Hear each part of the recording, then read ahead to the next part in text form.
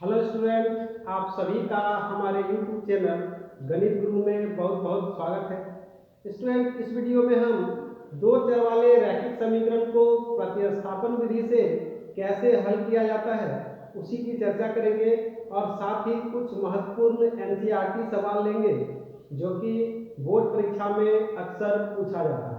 तो आइए शुरू करते हैं। Student, a1x plus b1y plus c1 बराबर 0 और a2x plus b2y plus c2 बराबर 0 इस रूप का कोई भी समीकरण दो चर वाला रैखिक समीकरण युग्म कहलाता है। और इसको हल करने की कई विधियां हैं, जिनमें से आज हम आपको प्रतिस्थापन विधि से दो चर वाले रैखिक समीकरण युग्म को कैसे हल किया जाता है उसी के बारे में बताएंगे।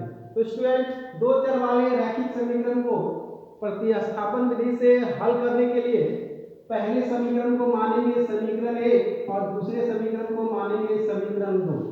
और या तो पहले समीकरण से x या y का मान निकाल करके समीकरण 2 में रख देंगे, या फिर दूसरे समीकरण से x या y का मान निकाल करके समीकरण 1 में रख देंगे, और यही कहलाता है प्रतिस्थापन।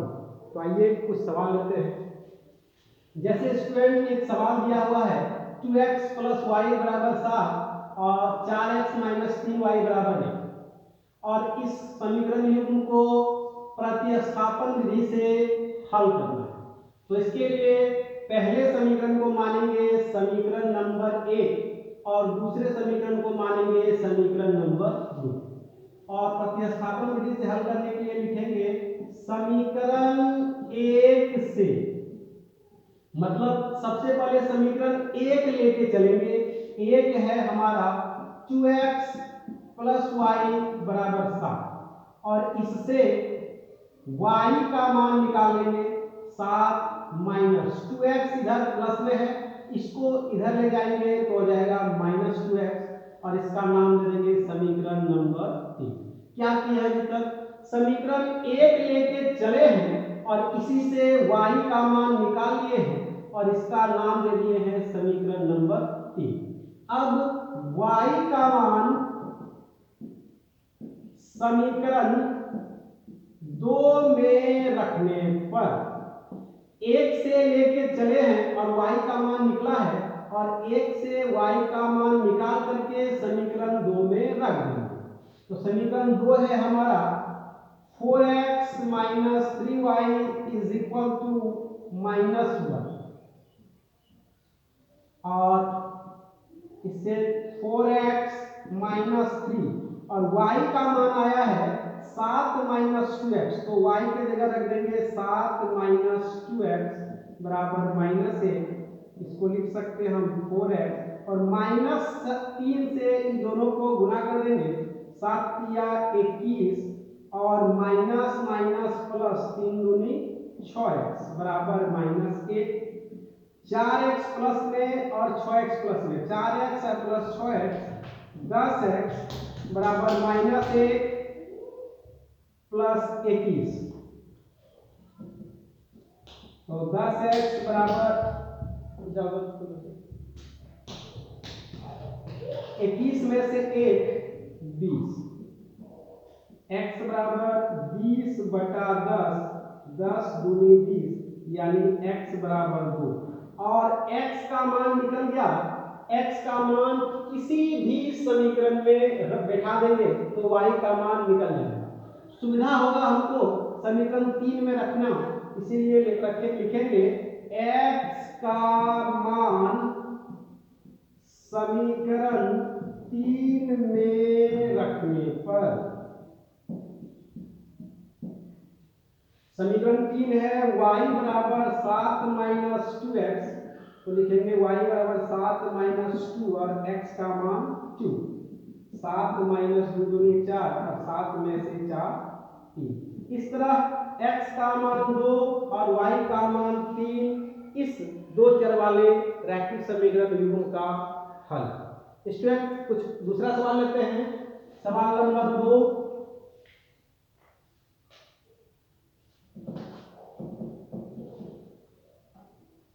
इसमें दो समीकरण दिया हुआ है, पहले समीकरण को मानेंगे समीकरण नंबर 1 और दूसरे समीकरण को मानेंगे समीकरण नंबर 2। समीकरण 1 लेके चलेंगे, s या t का मान निकाल लेंगे और समीकरण 2 में फिर उसको दिखा देंगे। तो देखिए देखेंगे समीकरण 1 से, एक में है s माइनस टी बराबर 3, तो इसको लिख सकते हैं हम s बराबर t प्लस 3, t इधर माइनस है उधर जाके प्लस, और इसका नाम देंगे समीकरण नंबर 3 और s का मान समीकरण 2 में रख देंगे। लिखेंगे s का मान समीकरण 2 में रखने पर, देखिए समीकरण 2 यही है और इसमें s का मान रखना है, तो लिखेंगे s बटा 3 प्लस t बटा 2 बराबर 6। इसमें रखेंगे s का मान t प्लस 3, क्योंकि s बराबर आया है t प्लस 3 बटा 3 प्लस t बटा 2 बराबर 6। दोनों का लघुत्तम कर सकते हैं हम, 3 2 का लघुत्तम 6, भाग करिए 3 दूनी 6, 2 को इससे गुना करेंगे तो हो जाएगा 2t प्लस 3 दूनी 6 और प्लस इसमें भाग करेंगे 2 से तो 3 को t से गुना करेंगे 3 बराबर हो जाएगा 3 2t और 3t 5t प्लस 6 बराबर, ये 6 इसके बटा में है इधर ले जाएंगे तो हो जाएगा गुना 6 6 36। इसको लिख सकते हैं हम 5t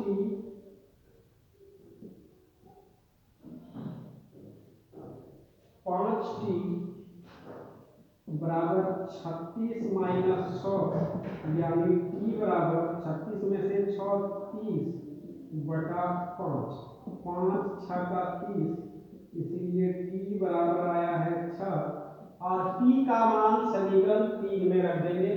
वैसे तो किसी भी समीकरण में t का मान रखेंगे तो s का मान आ जाएगा, लेकिन हम लोग को सुविधा होगा समीकरण 3 में रखना, तो समीकरण 3 में t का मान रखेंगे, लिखेंगे t का मान समीकरण 3 में रखने पर, समीकरण 3 है s बराबर t प्लस 3, यानी t का मान 6 प्लस 3 बराबर 9। इस तरह स्टूडेंट t बराबर 6 और s बराबर 9 इस समीकरण का हल हो गया। इसका एक बार आप लोग स्क्रीनशॉट ले लीजिए, फिर कुछ और सवाल लेते हैं।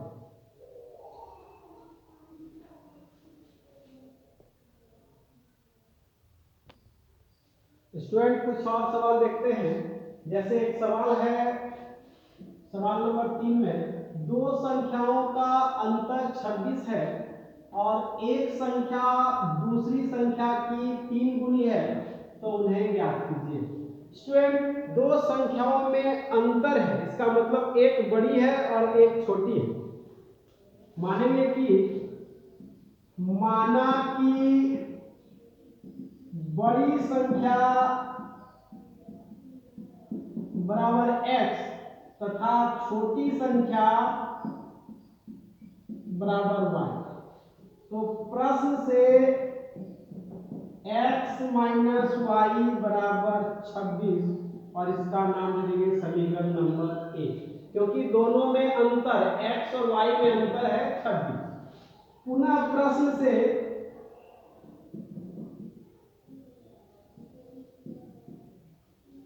एक संख्या दूसरी संख्या की 3 गुनी, यानी एक संख्या x दूसरी संख्या y की 3 गुनी, समीकरण नंबर 2। स्टूडेंट इन दोनों समीकरण को प्रतिस्थापन विधि से हल करेंगे, तो इसके लिए सुविधा होगा समीकरण 2 में x का मान निकला हुआ है, समीकरण 1 में रख देंगे। लिखेंगे समीकरण 1 में x का मान रखने पर समीकरण 1 में x का मान है 3y माइनस वाई बराबर 26, 3y में से y 2y बराबर 26, तो y बराबर हो जाएगा 26 बटा 2, 2 13 है 26, y बराबर आ गया 13 और y का मान समीकरण 2 में रखेंगे। y का मान समीकरण 2 में रखने पर समीकरण 2 है x बराबर 3y, तो 3 इंटू वाई का मान आया है 13, 13 या 39। इस तरह x बराबर 39 और y बराबर 13, बड़ी संख्या 39 और छोटी संख्या 13। अब दूसरा सवाल देखते हैं, सवाल नंबर 3, ये सवाल नंबर हो जाएगा 4। दो समपूरक कोणों में बड़ा कोण छोटे कोण से 18 डिग्री अधिक है तो उन्हें ज्ञात करें। स्टूडेंट, समपूरक कोण वे कहलाते हैं जिनका योग 180 डिग्री होता है, यानी दो समपूरक कोणों का योग 180 डिग्री होता है। उनमें कोई एगो बड़ा होगा कोई छोटा होगा। आइए देखते हैं। माना कि